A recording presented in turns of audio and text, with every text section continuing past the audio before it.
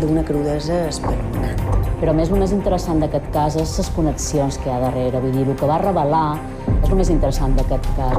Podía haber sido obra de unos mercenarios, o sea, como llaman, sicarios a sueldo, ¿no?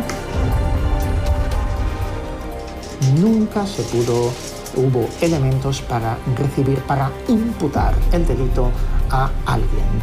Tampoc saben tenir mitjans. Els autors materials ni els intel·lectuals mai serien portats a la banqueta dels acusats, com de fet ha passat.